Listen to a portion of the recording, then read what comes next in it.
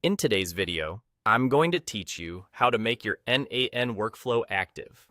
Before we publish anything, make sure your workflow is ready to go. In n8n, a workflow only becomes truly useful when it can run on its own, and that means it needs at least two essential parts: a trigger and an action.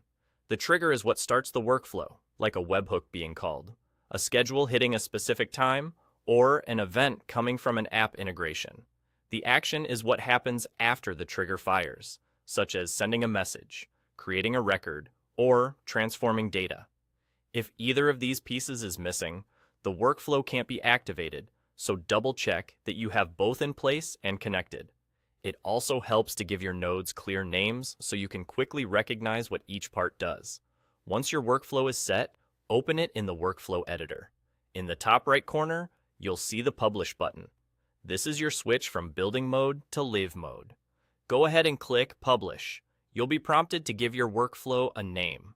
Choose something descriptive that reflects what it does, because this name will appear wherever you manage your workflows later. When you're happy with the name, confirm by clicking Publish again. After publishing, you'll be returned to your list of workflows, where you'll see the one you just published clearly marked as published. This means the trigger is now listening, and the workflow can run automatically based on that trigger without you having to manually execute it. From this workflows list, you can manage its active state at any time. Look for the three dots icon next to your workflow.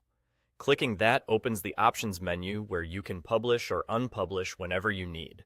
Unpublishing is a quick way to pause a workflow without deleting it, which is useful if you're making adjustments or want to temporarily stop it from running.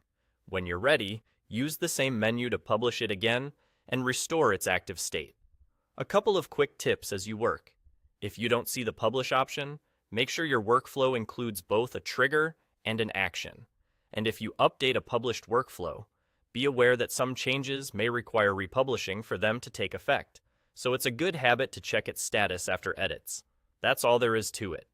Prepare your workflow with a trigger and an action, publish it from the editor, and manage its state from the three dots menu on your workflow list.